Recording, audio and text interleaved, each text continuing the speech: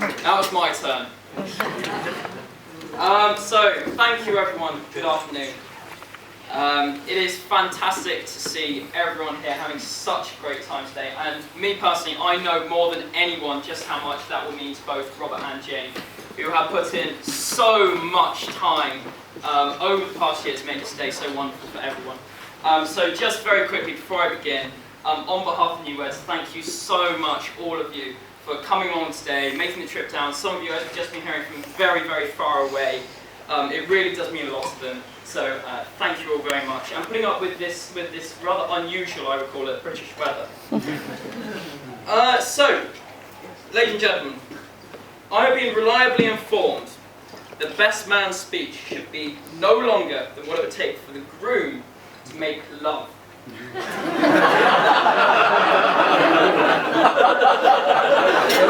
be awkward if I sat down now, wouldn't it? Ladies and gentlemen, my name is Alistair. I am Robert's son, and I am honoured to be his best man.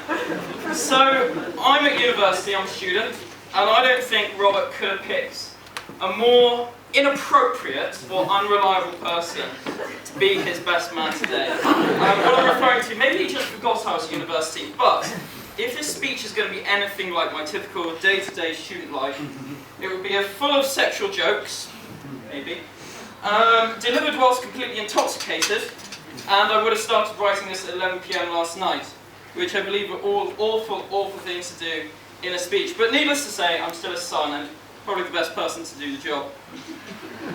So, ladies and gentlemen, it is no secret that Robert and Jane met online.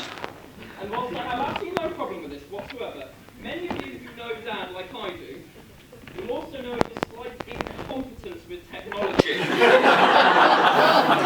How he ever had the technical capability of using a dating website is beyond me. And furthermore, I don't know who went searching for whom, typically with dating website people.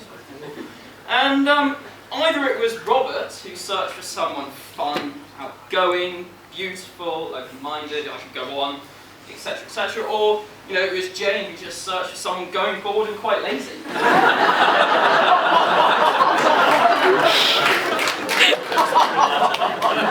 So, ladies and gentlemen, this is quite exclusive here. I managed to surface a beautifully romantic email at the time. And if you don't mind, I just want to read it out. Look at these two, they're quivering. It's not that uphill. It's not that. It says, "Dear Bob," good start. "Your free trial period has ended. The rest was history." So, there has not been a day in my entire life where I've not known my dad, and me, I'm going to be 20 on Tuesday. He has been the one to financially bail me out on numerous occasions. He's always just on the end of the phone for a chat, and of course, he was that father so many years back that gave that, father-son chat, all about all those suspicious girls, sex, all that sort of thing. Dad, no offence, it's probably the reason why I'm still single.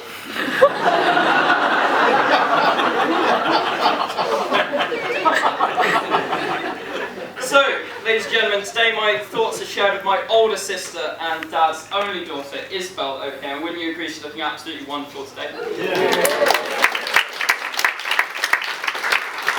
Isabel has been helping me write this speech, and her input has been really useful. I couldn't be more happy to have her as a sister, and I know that Dad never takes for granted her caring, intelligent, funny, beautiful, wonderful. Isabel, I can't read your handwriting here. Ladies and gentlemen, most of you know my dad as Bob. In fact, ladies and gentlemen, can I get a quick show of hands, please? Who calls this man on a regular basis Bob? Go on, don't be shy. Yeah. Oh God, that's more than I expected. You guys that had your hands up, you'd be forgiven to think you walked into the wrong service this morning. Little did you know his name is actually Robert. Now, I would argue that the name Bob actually had quite a detrimental effect on my childhood. Quite often, when I was at secondary school, my friends would say, "Oh, is he Bob the Builder?" Ha ha ha, that's so funny. No, it's not funny. Don't laugh, don't laugh. It's in those types of conversations where I would then become the cool person. I would stand up and I'd say, no. My dad is actually the director of an investment surveying company specialising in shopping centres in central London. How about that, ladies and gentlemen? Really well done. That made me cool. But it was on those days that I would have to get my lunch money from somewhere else. Now, Jane, I'm sure you've heard it so many times today from so many people, but you are looking absolutely wonderful. I am very, very... Sorry, Jane? Oh, thank you, thanks. Blushing. I am very, very proud of Dad, and I would go as far as to say that your beauty, Jane, makes Dad look a little bit more handsome than he actually is. Also, Jane, your family has been so kind, and I look forward to meeting all of those members of your family that I haven't met already. So you guys, get your drink, we'll meet later. Excellent. Right. Again, my thoughts are shared with the rest of the Mulford family. I won't go on, but that includes Robert's mother, Christine, brother David, and sister Heather. Thank you guys for coming along.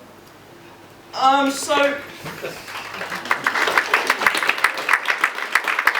gentlemen, I suspect Dad's been listening along to this speech, and I fear that the inheritance I may one day be entitled to may have dramatically decreased. Ladies and gentlemen, I prepared for this eventuality, and let's just say, Dad, the stag do the other day, I'll keep the photos in a safe place. Now, ladies and gentlemen, the formality for the best man is to propose a toast to the bridesmaids. Unfortunately, as you may have noticed, there are no bridesmaids, so that's going to be a little hard. So you could look at this one of two ways. Either you could look at it, everyone's having a good time, they're not needed, still a wedding, it's all good. Or you could look at it my way, which is, damn it, there's no one at this wedding for the best man to hit on. It's really hard for me, really hard. Ladies and gentlemen, I shall not toast to the bridesmaids, only something else. Now, a few years back, I was told some advice from a friend. It stuck in my mind for a very, very long time. And I believe it's finally here at this wedding, and I think it's appropriate and a good reason to share it. And not least because there are two very, very important women in this audience today, that is Christine and Liz. And the advice was, no matter what, wherever you are in life, you must always love your parents. You can marry as many times as you like, but you can only ever have one mother and one father. And with that, ladies and gentlemen, would you please raise your glasses just once more to all the mothers, the families, and of course the newlyweds here today. Ladies and gentlemen, cheers. Cheers. Cheers. Right, speech over.